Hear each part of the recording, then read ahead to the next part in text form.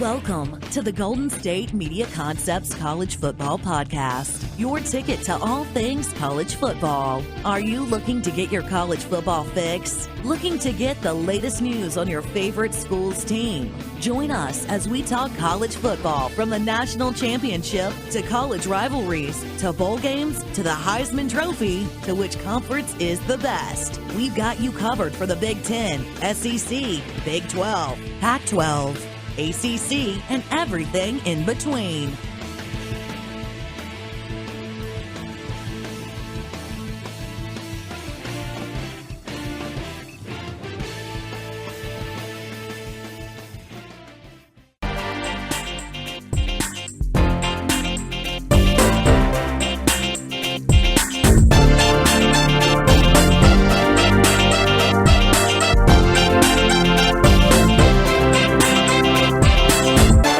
Welcome into the GSMC Football Podcast. Of course, this is the College Football Edition, and I'm your host, Tom Dougherty.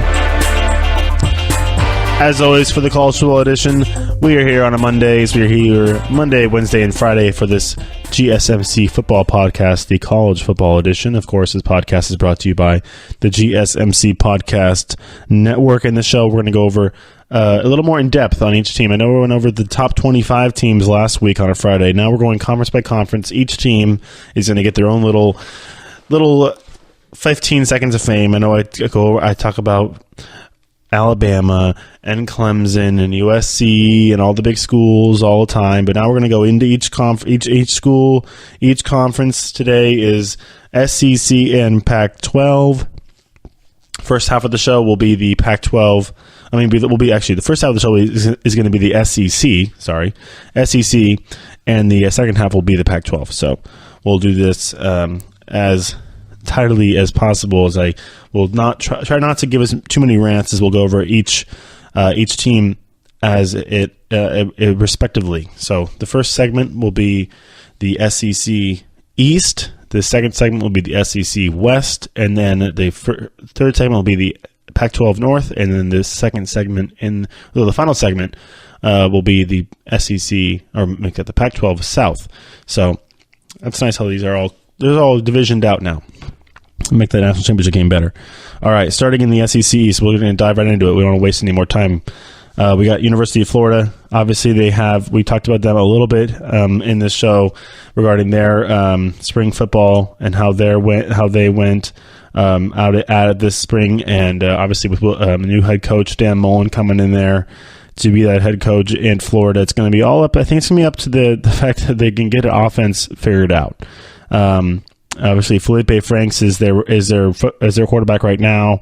Still trying to figure out some stuff regarding who is going to be the quarterback exactly, but we definitely have to think about the fact that Florida has gone through a little bit of some issues the last few years. We should see definitely some running backs at Florida getting some more time and getting some more balanced offense, obviously, and make Florida a little more fun to look at. Obviously, you got Jordan Scarlett, you got LaMichael P. Ryan, obviously, but then some guys that should make that. Those are just a couple of guys that should make the Gators offense a little deep and make them make that a strength of their offense. The running back, giving Felipe Franks some other options and some comfort behind that line of scrimmage. Obviously, having some talented backs is always a good thing for a quarterback to have. Gotta like that. If you're in Florida, I'm trying to figure out there's 7 teams in each, so we got to do just a few minutes pretty much on each team as we go through here in this first segment. Just a few more things on Florida, obviously. Still trying to figure out the secondary. I know Dan Mullen has stated that he definitely has been keying on that in the springtime. Definitely wanted to make this spring kind of a more of a loose and more fun spring environment for his team, as he's definitely trying to get that on a better relationship with his teammates. I mean, I was not his teammates, but his players, as he is obviously coming in his first season in Gainesville. But I mean, it's kind of tough. Obviously, you got a bunch of boosters, you got a bunch of eyes all over you, and I think he just wanted to make it more of a loose environment, especially since Florida has been pretty tense in his football program the last last few seasons. Next up is Georgia. The Bulldogs obviously coming off of that appearance in the college football playoff final last year, losing that game in the last play to the Crimson Tide, who we'll talk about in the second segment of this show. In the second segment of the show. They're in the West. But Kirby Smart, second season now with the Bulldogs. They're going to have Jake Fromm coming back. Got to like that. If you are a Georgia fan, he's going to have a plethora of wide receivers to throw to. I've talked about Georgia in this show a bunch, as they are were in the last show. Definitely were in the last show, but it looks like it's going to be their offensive line. It's going to be a big thing to look at as we get through this off season and into this training camp. Look at this season as Jake Fromm looks to be protected. Obviously, they had a guy, Isaiah Wynn, get drafted last year. They have to replace him, but definitely seeing reports that it's been an impressive thing out of spring football. The fact that this offensive line is getting bigger and better as they continue to bring in some big poundage into this offensive line unit for the Georgia Bulldogs. Gotta like that if you are Coach Kirby Smart. I know we talked a lot about this Georgia team, as we'll move on quickly from them and get over to University of Kentucky. Not a big school that is known for football. They're definitely a basketball school, but remember, they are in that SEC. They got to deal with all these tough schools throughout the season there. But the Wildcats they're a prideful team, and they like to play football. Obviously, they have some questions going into the summer, coming off of the spring football stuff. Who's going to be the quarterback? Obviously, they have Terry Wilson. They have to make a decision over this break, but they also have a redshirt sophomore, Gunnar Hoke, who had a nice spring game as well. So it's going to be a question mark for the Wildcats as they come through the summer. Also, some questions on defense as they have to definitely get better, as they're going to have to deal with all these high-powered, beat them to the punch offenses and kind of browbeating offenses in the SEC.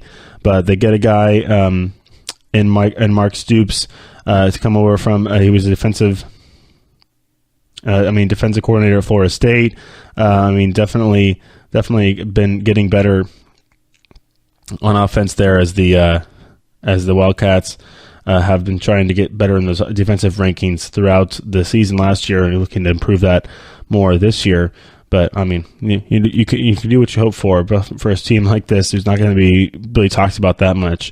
But we're giving each team its due here on this college football edition of the GSMC Football Podcast as we go through the SEC Eastern Division teams. Obviously, Kentucky, a football school, not really the biggest football school. Definitely, you think about it more as a basketball school. Just saying. All right, next up. Missouri, they've actually had some interesting. I remember when Blaine Gabbert was there.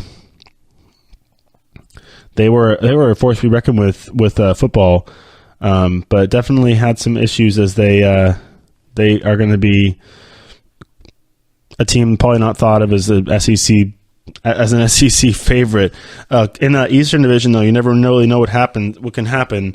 Last year. You see if it's a Tennessee or if it's a South Carolina or Florida.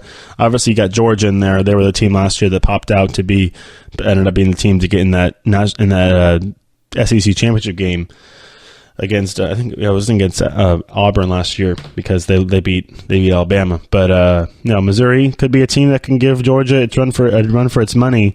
Obviously. They had their spring game, and it was Drew Lock, who is the guy to be looking at during the spring game, as he's a quarterback that could be going in next year's draft as well, because of the fact that he's that good and has shown the talent. But definitely a guy that you're going to not really much question marks there regarding who's going to be the quarterback for the Tigers when they come into the season here in the after the summertime. But compared to other schools, you got question marks all over the place, especially maybe in the next school I'm going to talk about, which I've actually talked about them a little bit. That's South Carolina. But more on the Tigers. Obviously, they got to figure out their backfield situation. They have a Crockett who just came back from injury, looking to get more healthy and get more more chemistry going with his quarterback as he comes out of the backfield. But definitely something that you can look at if you are a Missouri Tigers fan. We got a bunch of Tigers. That's the thing about this SEC. There's a bunch of different. I think there's 3 different Tigers: LSU, Auburn, and Missouri are all the Tigers. And then Clemson's the Tigers. They're in the ACC, but still, I mean, there's a bunch of Tigers. And and I think there's a couple Bulldogs as well. Yeah, Georgia and Mississippi State's the Bulldogs. Just saying. There's a couple copycats in this conference. All right, one that's definitely not a copycat, a pretty unique name in itself for a nickname in a college. That's the South Carolina Gamecocks. They are going to be coming in with Dan Mullen as their new head coach. And it's going to be an interesting situation for him there as he comes over from... just kidding. Dan Mullen's at Florida. Why am I keep thinking the wrong thing? It's the other guy from Florida, Will Muschamp. He was at Florida. That's why I'm getting Florida head coaches mixed up. Dan Mullen's at Florida. Will Muschamp is at South Carolina, replaced Steve Spurrier, as he is going to be coming into, I think, this is going to be his 3rd season down there in Columbia. As they had a nice spring football season. I think I've talked about them a bit when it comes to how their spring football went, but it definitely looks like they can get that offense stepped up a bit.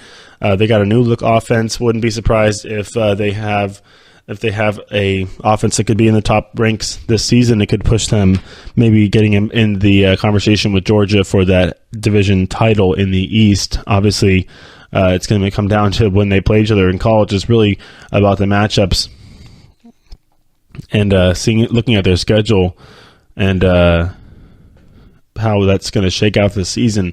Whether they play tough teams at home or they have to go to Georgia and play them on the road. I think this season they're going to play Georgia at home. Actually, yeah. So it's going to be quickly. They play Georgia the second game of the season at home in Columbia. So that's going to be September 8th. So be sure to look out for that one. The tough road games. They have to go to Florida. They have to go to Ole Miss, and then they go to Clemson to finish out the season. So that'll be an interesting schedule for the Gamecocks as they look through and kind of go through their season game by game. But they have a couple cupcakes at the beginning of the season as those 2 cupcakes kind of sandwich that Georgia game. They play Coastal Carolina to start off the season at home, then they play Georgia at home, then they play Marshall at home as well, before going on the road for a couple games, one in Vanderbilt and one at Kentucky. So before coming home from Missouri and home for Texas A&M, home for Tennessee, and the 2 tough road games, and then the last one to end the season, that tough one might decide their season, actually, that game against the Clemson Tigers out of conference. Interesting way how they scheduled that out, but it'll be a good game on November 24th. Will be that Clemson South Carolina game at Clemson. All right. Next up, we have in the SEC East, a couple more schools. Tennessee, who actually had a spurt of some interesting success last year. They didn't really get into that conversation too much as we had Auburn obviously up in there fighting for a spot in the college football playoff, as well as the SEC news was kind of taken away. But definitely had an interesting thing going on with the whole coaching search this year. Definitely having to figure out who. Obviously, they had an idea of who they wanted to be. Then we had some issues during the hiring process. But it's going to be an interesting thing to see how it all turns out. Kind of getting it away from the football aspect of it. But they figured out they got their guy.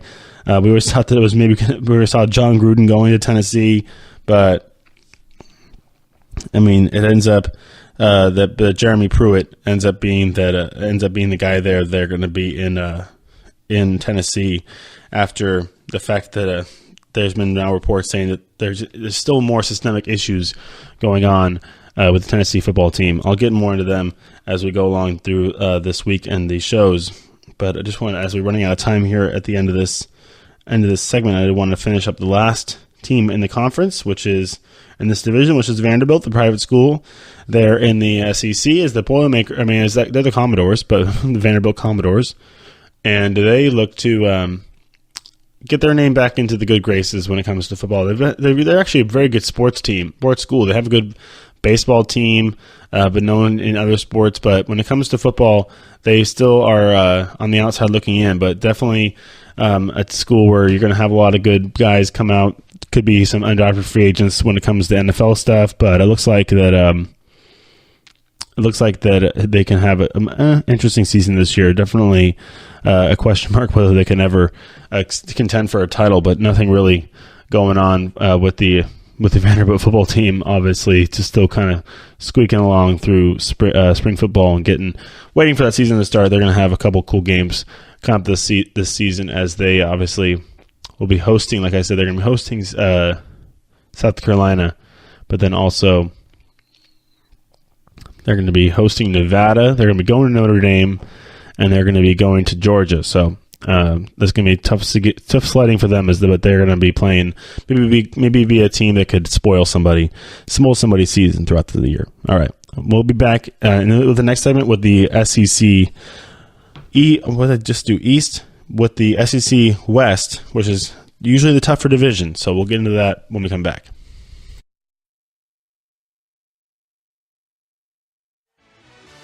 Are you looking for help for your fantasy football team? Check out the GSMC Fantasy Football Podcast. Get today's best advice on who to start, who to sit, even who you should draft. From sleeper picks to red-hot lineups, they got it all covered for you. That's gsmcpodcast.com/fantasy-football-podcast. We'll cover traditional leagues, dynasty, PPR, even IDP leagues. When you need fantasy help, there's just one show to hit up. Don't forget to like them on Facebook and follow them on Twitter. Visit gsmcpodcast.com for more info.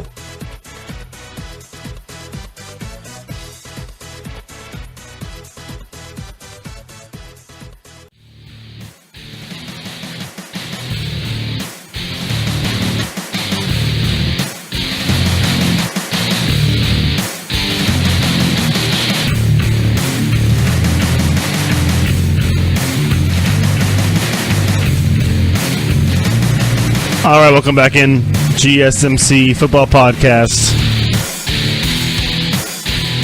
This is the college football edition, as we were going to go over now the SEC Western Division, which is Alabama, Arkansas, Auburn, LSU, Mississippi State, and Texas A&M, which is a pretty tough division, honestly, as we got a bunch of different teams in there who could be vying for a spot in the college football playoff, which I think is just bound to get extended. I'll probably do a whole other show within a segment on that, within that show, about my thoughts with the CFP. I think I've given some of my thoughts when it comes to the whole antics that we've seen pulled by UCF now that they went undefeated and won their bowl game and didn't get a chance to get in the CFP. Blah blah blah. Yeah, you guys played in the American. It's only 4 teams. They set it up to not even allow all of the conference champions in.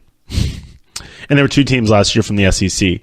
So the Pac-12 champion did not get in, and the Big Ten champion did not get in either. So just take that for data. Just interesting, yeah. All right, Alabama. We talked a lot. We talked ad nauseum about Alabama football. I'm gonna just move on from them very quickly, as we've gone into them a lot. Obviously, the quarterback controversy. They need to get that offensive line figured out, as we saw too much running around from Jalen Hurts during the spring game. Still need to get the kinks out with the offensive line. It's a lot of chemistry issues. Defensive line looks very good as they continue to roll in those guys that can just get after the quarterback. Deron Payne goes in the first round to the Redskins.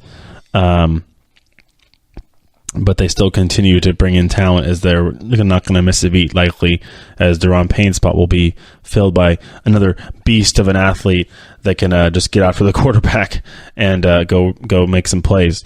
As far as Arkansas, we have not talked about Arkansas at all, really. I know their football program has been in a bit of a tizzy for the last few seasons. Still, I'm trying to figure out how they're going to be competing in this SEC, but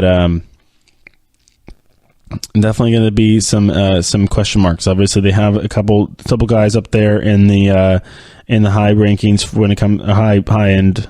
Kind of looking at when it comes to the defensive side of the football, but I mean, there was nothing really really to pull out of the spring football that was kind of a wow factor. I know that they definitely have had some interesting things happen with some recruits that haven't really linked up very well. We haven't had many good connections when it coming to players that were going to commit to Arkansas but didn't really end up bringing one. When you get, I don't know, that's the problem with recruiting, is that there's so many guys out there and only so many number 1 or 5-star or 4-star recruits out there who goes to Arkansas when you're probably going to have offers from Florida, LSU, A&M, Auburn, Alabama, Georgia. Arkansas, I feel like, just kind of gets those 3 stars, or the guys who may not have as best of a pass might have to take a couple flyers or risks, reaches on some of them. But I mean, yeah, it's interesting. They've already had issues regarding Brian Williams, a DB 5-star recruit that didn't really connect with Arkansas and decided to go to A&M. I mean, it's just issues they've been having. All right, over to Auburn. Little nicer. We've talked about Auburn a little bit here on the show. Obviously, Jared Stidham coming back off the shoulder injury, but definitely some good news as they come to the weekend. Gus Malzahn went through some nice ceremonies as they had the graduation for some players. I know Jared Stidham graduated, but definitely some stuff to talk about when it comes to their outlook for the season. Going to be trying to get back into those good conversations as they come into the season here. But Jared Stidham is going to be a key. You have to obviously got to replace those running back Kerryon Johnson. Going to have to work on that. But definitely gotta like the fact that you have Jared Stidham coming back, and who's going to be able to join the club. I mean, obviously they have a bunch of 1,000-yard rushers getting to the season. But I mean, the last year when you come talk about Kerryon Johnson over 1,000 yards in rushing, who's going to be the guy to do it for this year? I mean, obviously Petway's gone, Kerryon's gone, but Cam Martin could be a guy. I mean, think about a bunch of probably different players. Obviously, got to think about the fact that he's got to stay healthy. But it's going to be somebody who definitely can be a guy who can stay in the field for as long as possible. Maybe Devon Barrett could be another guy they talk about that could be somebody to extend that streak of Auburn running backs to get over 1,000 yards in a season, which is something nice. Nice little sentiment. All right, next up is LSU. LSU football. Obviously, you got a guy like who's their coach? Ed Orgeron. I mean, he's not really the biggest. I wouldn't call him a head coach. Is the problem? I feel like he's a coordinator. Obviously, they keep Orgeron in there because he's a good, lively presence in that locker room. Obviously, coming off of a tenure where you had Les Miles in there for quite a long time. He was the Mad Hatter for a reason.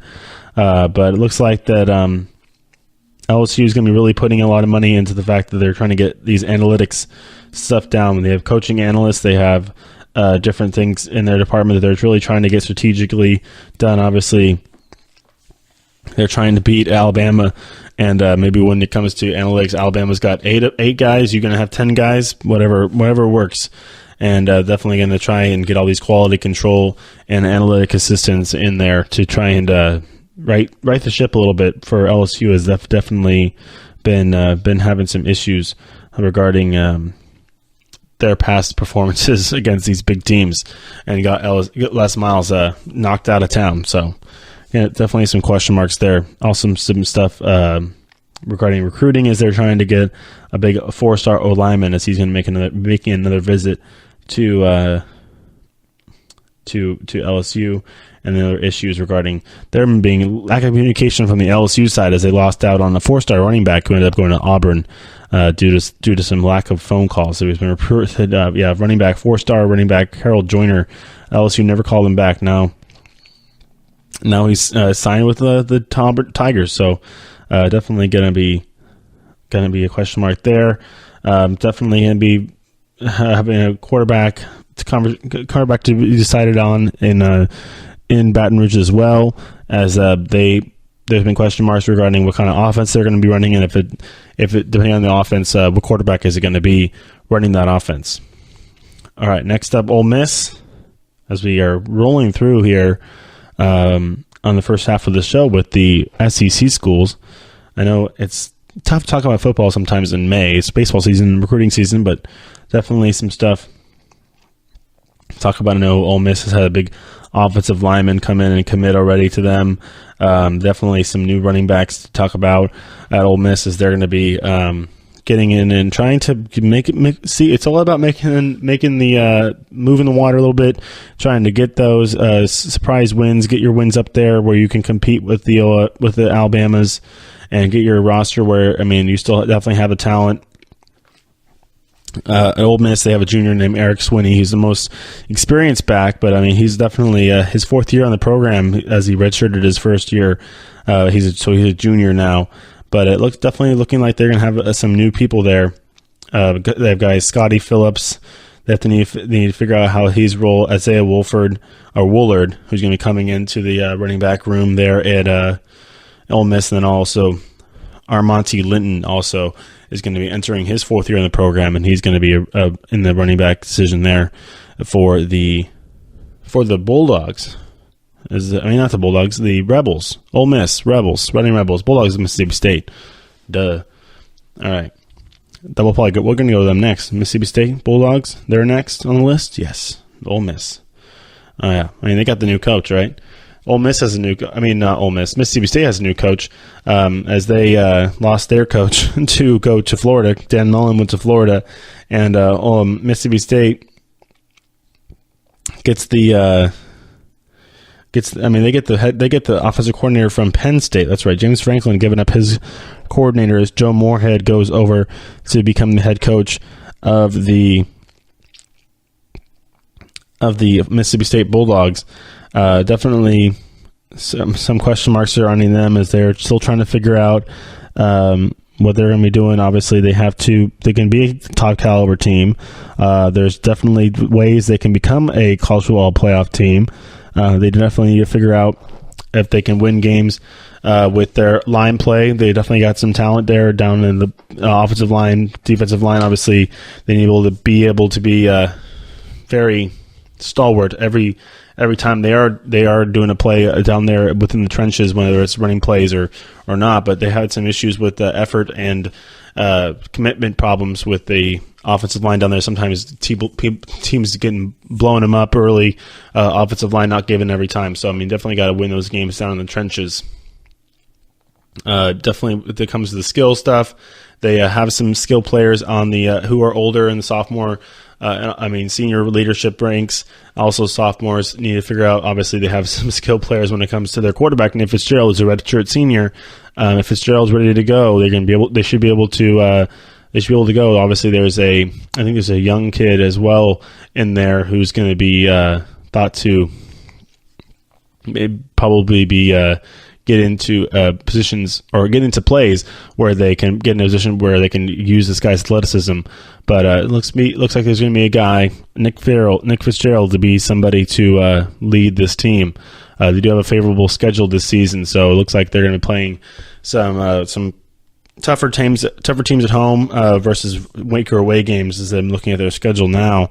You always like to have those weak schedules when it comes to the SEC play. When you play some of those tough teams at home, it's nice. You're going to play Florida at home. You're going to play Auburn at home.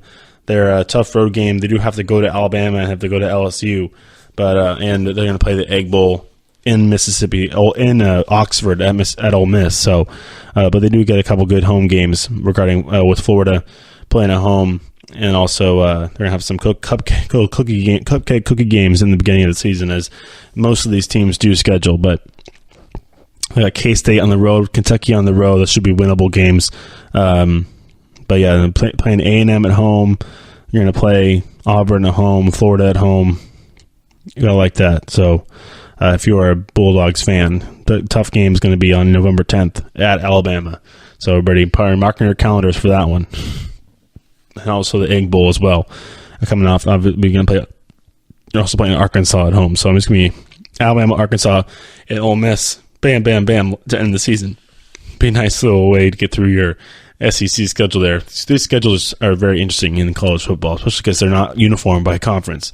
We'll get into another conference in just a moment here after the segments, after this break, and where they play everybody pretty much every year versus kind of bouncing around and playing different amount of conference games versus everybody plays 10 conference games or 11 conference games in the Pac-12. So we'll get to that in just a moment when we come back, and we'll go over the Pac-12 North and South. I think I said North first, South second. So we'll do that right after these messages.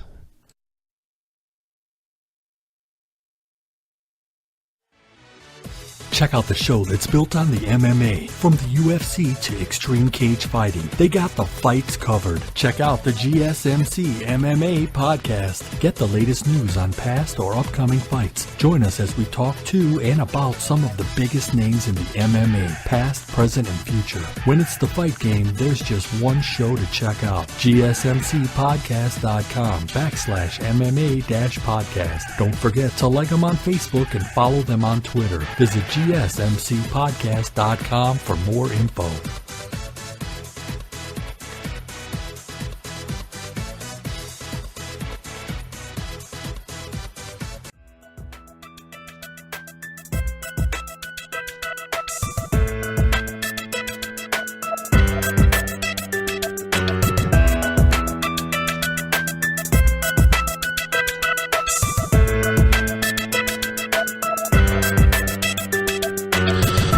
All right, welcome back. GSMC Football Podcast, the college football edition.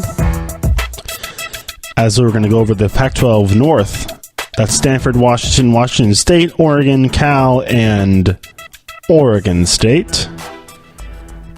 I'll be talking about them in this segment now. And going over, I know Stanford, they're a team who's actually ranked in the top 25 at this point, or could be, especially the preseason rankings.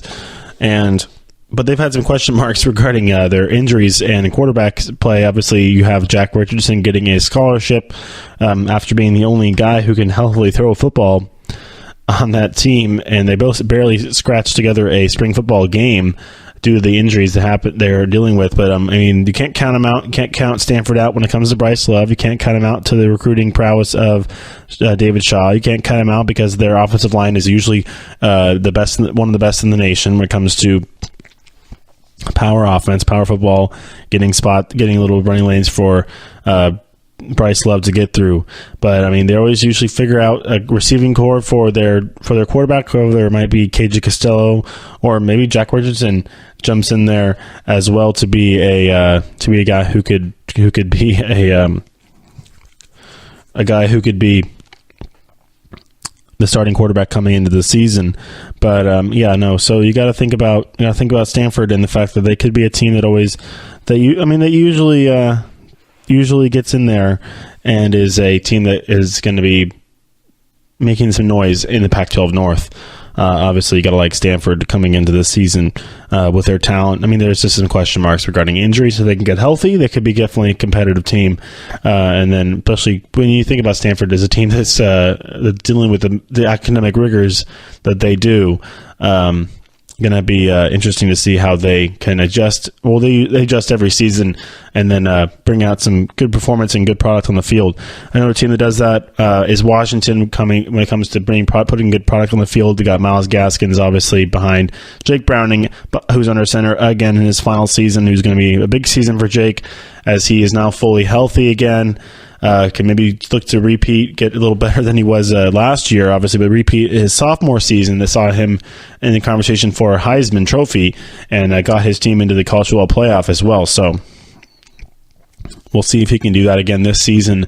Losing Dante Pettis is going to be interesting.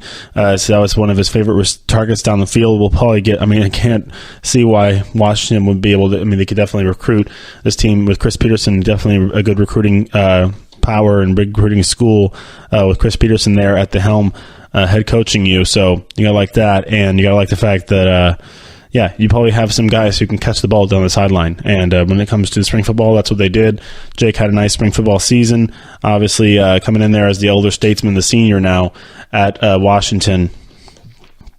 Can be a guy who could probably set some more records, and maybe even change the tide of Pac-12 football and get their team into a cultural playoff final once again. As obviously we've had some breaks. Obviously Oregon was a big team that got in there. We're not going to see as much from USC this year, as obviously losing Sam Darnold's a big deal.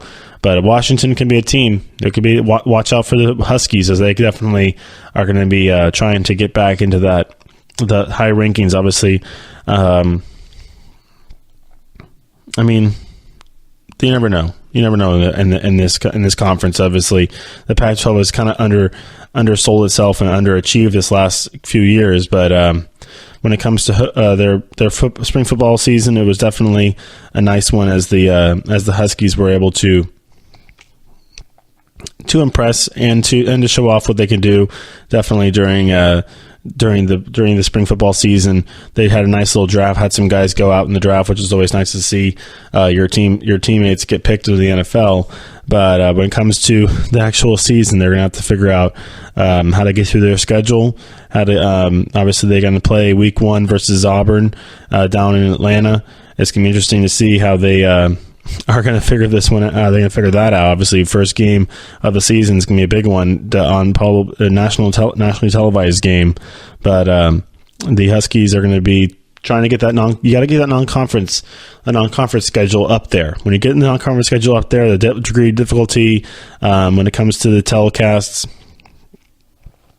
they're going to play a big game in Atlanta to start off the season, Week 1 against Auburn. And they go play a little cupcake game at home against North Dakota. Then they go to Utah. At Utah, be tough. They're going to play at home against Arizona, at BYU. Then they're going to go to UCLA. Shouldn't be that tough. They're going to go to Oregon, home against Colorado, go to Cal, home against Stanford, home against Oregon State, and then they're going to go play the Apple Cup will be at Washington this year. So at Washington State and Pullman. So that could be a tough matchup for them as well. So I'm not seeing many losses in this schedule there as all, as the Pac-12 could be down this year, especially the Pac-12 South, as we'll go over those teams in the next segment. But very much could be down this year, especially in the South, as USC obviously without their quarterback, and UCLA losing theirs as well to the draft.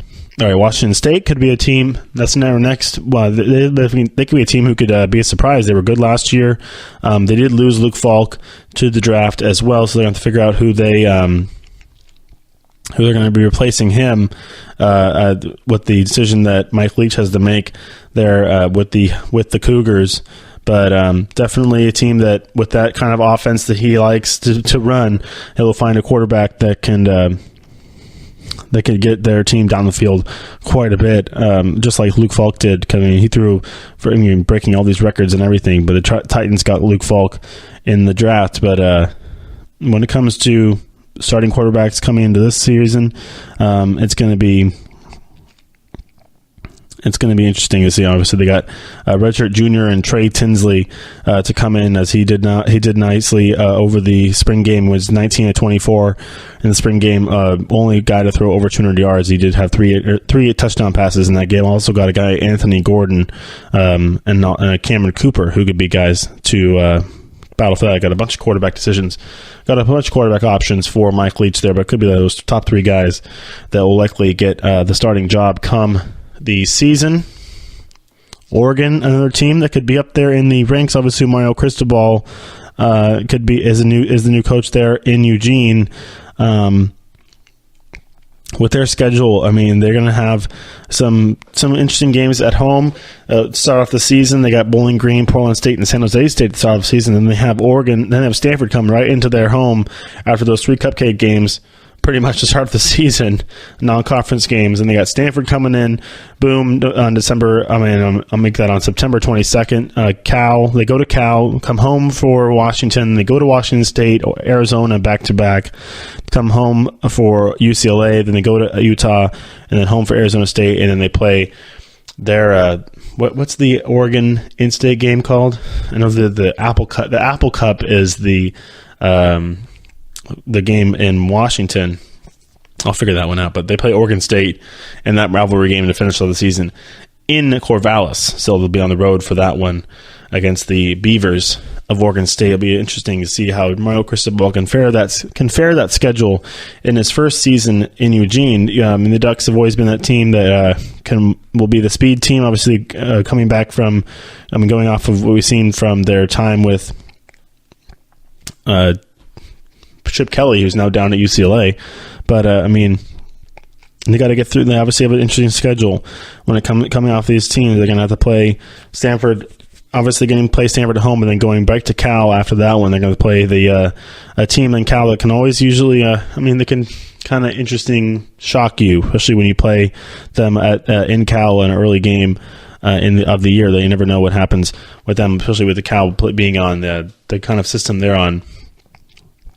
They'll be at school and definitely be into their season pretty well by that time. But Cal's been doing pretty good. Obviously, Justin Wilcox, the new head coach, is going to be a big test for them as the Bears and the Ducks will be trying to impress both coming into this beginning of the season. That's a good game I'd like to watch there. And Berkeley, also the one before that against the Stanford Cardinal up in Eugene, going to be the first game for them in the conference under Mario Cristobal. It's going to be at Austin Stadium. All right. Cal and Oregon State are the last two teams left, and we're just talking about Cal and Justin Wilcox and how they did very well against Washington State last year, but they definitely kind of declined for the rest of the season, finishing 2-7 in conference last year. Not so great, but had a nice little spring practice, spring camp. Obviously, you got to, with a young coach like that, you're going to have an upbeat spring camp there in Berkeley. But you never know with Cal. Definitely been interesting, as obviously they have had a running back transfer to Texas. Looks like they're going to be losing some talent there. But when it comes to spring football, they're going to have to figure out that quarterback position. Obviously, that's where it comes from. And when you have Ross Bowers, who is going to be coming back at that position, you're going to and be confident at that point of the field. So gotta like that for Cal. All right, quickly, Oregon State, as we come to the end of this segment here. But Oregon State, they coming off a winless conference record last year. Definitely looking to turn their season around, or their program around. Going to be interesting how they're going to do that. Obviously, it starts with the coach. They got Jonathan Smith coming over to be that head coach of Oregon State. Nobody really wanted to do it, but he was the offensive coordinator and quarterbacks coach under Chris Peterson at Washington. So he comes over, takes the head coaching job at in Corvallis, and is going to be looking to turn that Beaver team around. As he's going to be, I don't know if he's going to be a lamb to the slaughter or going to be a guy that maybe makes some moves over there, because the Beavers, you never know. They're going to be going through, but definitely got to get some talent up there. And but they definitely could be getting some quarterbacks in there and working out some guys that could make some changes for that Oregon State team. Definitely could. The only way you can go is up when it comes to the team that was that bad last season, not winning a game. All right, next segment, we're going to be going over the Pac-12 South. Obviously, we got USC, UCLA in there, as they are going to be trying to reboot both those teams after losing their star quarterbacks to the draft, both going first round. That was Sam Darnold from USC and Josh Rosen, obviously, from UCLA. Also got Arizona in there, Utah, Colorado, both schools that are pretty promising. So don't be surprised if you see a Colorado or Utah maybe steal that division next year, as they're looking to bounce back from pretty dismal seasons last year. But Utah's got some good recruits in there too. So we'll be right back with all that in just a moment.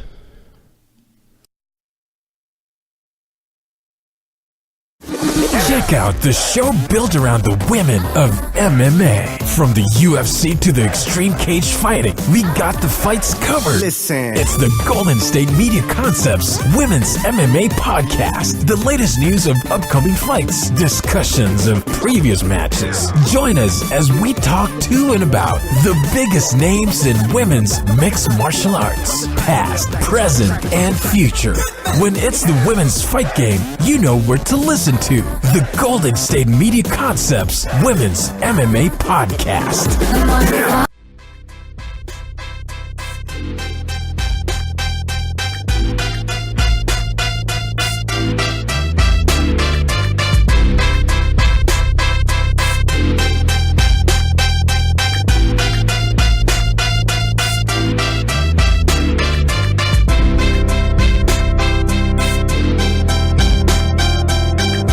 All right, final segment here of the GSMC Football Podcast, the College Football Edition. I have been your host, Tom Dougherty, as we go over each team in a couple of conferences today. We did the Pac-12 and the SEC. We did the SEC. We're still halfway through the Pac-12 as we have the Pac-12 South to go over. As remember last, and so just to let you guys know, I didn't really have an specific order of the SEC. The Pac-12, though, the order of the schools I went into, that's how the standings ended up being last year in the conference. We'll do the same thing for the second half with USC, who won the division last year, won their South Division last year. Then they also beat Stanford in the SEC or the Pac-12 championship game as well. So they were able to get that higher ranking as they got up all the way to 12th in the nation last year with a kind of it was a young USC roster, some raw talent on there, but obviously you have Sam Darnold, helps out a little little lesser on the receiving core than his year prior when he had Juju Smith-Schuster out there. Obviously a very good player, already made a splash in the NFL last year as well. So Sam Darnold now joining him in the ranks of the NFL. The new quarterback for the New York Jets. So the USC Trojans with that JT Daniels coming out of high school a whole year early, and now they're trying to bring in some guys for the. We're getting into recruiting, almost more recruiting time as the spring football is done. We're getting back into more recruiting time. We'll probably do a couple of recruiting shows when I'm done going through each team here as we do an outlook for the season. But with USC, it's all about figuring out who the quarterback's going to be, who's going to be the next big running back from USC. Obviously, we had Ronald Jones go to the. I think he went somewhere in the second round as well. So Ronald Jones getting drafted as well, and he's going to be gone in the NFL. So you got to figure out a guy to replace him. Got to figure out a guy to replace Sam Darnold. Ronald Jones went to the Bucks, just to let you guys know. But yeah, so USC, we'll see if they have maybe a couple down years, maybe a down year while that young quarterback gets in, where all of us have Fink as well. So a guy to come in and battle for that job is still up in the air. Clay Helton has not made a decision regarding who will be his starting quarterback coming into this season. So still big question marks. Arizona State, the biggest news for them was the hiring of the ex-NFL coach, as the guy who used to coach the Jets and the Chiefs. Also saw him on ESPN. Herm Edwards is the new coach for Arizona State as he comes in and is going to be maybe just changing over that team. He's going to be a new look for the Sun Devils there in Tempe as they are going to be figuring out who their quarterback's going to be. They have a quarterback transferring to them as reportedly Blake Barnett will be transferring over to Arizona State from Alabama. So it's going to be interesting to see how they can get that guy worked into whether he's going to be taking a year off or a graduate transfer is going to be able to just jump right in there and be a quarterback, vie for the job. He's going to be leaving Alabama as a he was a former Alabama quarterback. That's why we didn't even see Blake Barnett out there. I mean, he was a guy who was at Alabama, then he went to Arizona State. Now he's looking at UCF. So, I mean, there's a bunch of quarterbacks jumping around. But I just got that report saying that was a weird report from Arizona State. But I mean, Herm Edwards is gonna be a guy, probably culture changer there in ASU, getting a more of a NFL run guy. But I mean, I think it's gonna be kind of a circus and a little bit out of his realm there. When it comes to Coach Edwards. So let's see how he does with that kind of a work in progress team for Arizona State. But definitely with their schedule, just looking at what they have to deal with this season in the Pac-12 is going to be it's probably going to be a tough test for Coach Edwards. Obviously, they have to play They got to play Colorado at Colorado. They do play Stanford at home, which is good, but they have to go to Oregon. They have to go play their in-state rivalry game in Tucson. And they also have to go to Washington. That's actually up earlier in the season. They also play Michigan State to start at home as well as an out-of-conference game between Big Ten and the Pac-12 tie there. So it's going to be tough for Herm Edwards right out of the gate, as he's going to have a big home game, two big home games actually. They play University of Texas San Antonio and then Michigan State at home before they go to San Diego and play San Diego State on the road. Interesting way to start the season for the Sun Devils. Their team in Arizona finished right beneath them last year. The Wildcats of the Arizona University of Arizona. Definitely a basketball school. A little disappointment there, but they definitely are having some interesting things happen down there, as they have Brandon Williams does recommit to Arizona. They did have some Arizona has a bunch of investigations, NCAA stuff going around them for a lot of different reasons, whether it's basketball or football, but definitely going to have to figure that stuff out, as the Arizona did have some good stuff happen during their spring training game. Spring game, they have Khalil Tate. He was 18 of 28 for 239 yards, touchdown and interception in that game, in the spring game. On the rushing side, they have Nathan Tilford, who's going to be a pretty good running back for them, looking like. He had 17 carries for 91 yards for 2 touchdowns. Also, a guy named Brandon Leon ran for 139 yards on 14 carries. Gotta like that. But we'll see how it ends up when it comes to the receiving core. 7 catches, 103 yards and touchdown for Stanley Berryhill III, and Sean Poindexter, 6 catches for 133 yards and 1 touchdown. Gotta like that if you are a Wildcats fan. Gotta have some weapons for. As it's probably, it's likely going to be for the running from. It's likely going to be Khalil Tate behind center, as he continues to impress. But he have some weapons on the offensive side there for the Wildcats. They could be a team that, continuing looking at their schedule. Let's look at their schedule too, as they may see what kind of games. They usually start off pretty hot, but then tail off during the end of the season. Obviously, they finished above 500 last year in overall, but they were 5-4 in conference, 6-7 overall, 7-6 overall. Not really what you want in college football, but you never know when it comes to these Arizona teams. They both can kind of pop sometimes, and their non-conference games are interesting. They got BYU at home, they got Houston on the road. They start off the season, they play Southern Utah at home, then they go into their conference schedule. They go to Oregon State, should be an easier road game. They're home against Cal and USC. Their tough road games are going to be at Washington State and at UCLA, but both those teams are kind of reloading after losing their quarterback to the draft. Both the teams losing quarterbacks, so it's interesting to see how they go along there. No Stanford this year on their schedule, as remember they don't. You don't play everybody in the other division. You play everybody in your division, but not the other division. As they're with no Stanford for them this year. All right, the other teams in the South, you got UCLA. Not that good last year. Honestly, it's interesting. Even with Josh Rosen, he was injured part of it. They only go 6-7 on the season, costing Jim Mora his job.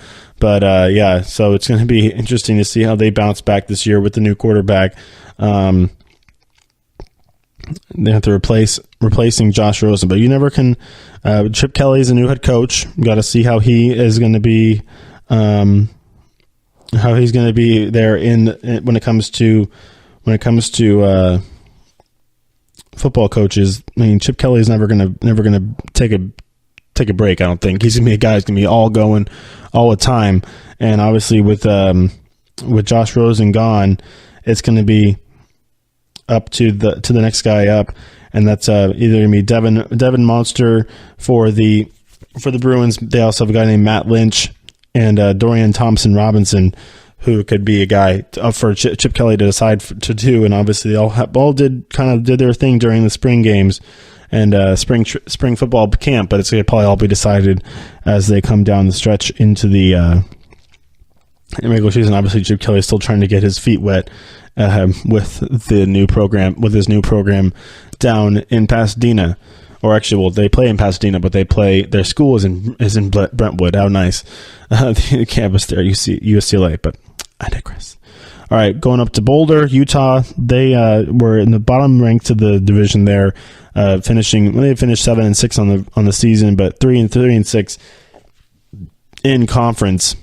Not so good there, but Utah, you never count them out. They've always had some interesting talent over the years in their football team, as they still trying to figure out how the recruiting stuff going. But when it comes to recruiting in the territories that they do, where do they want to go, where do they want to tap out of mostly. But it looks like that they are trying to get the same goal. Obviously, they got to develop that quarterback. They got to get that position figured out. It looks like Jack Tuttle.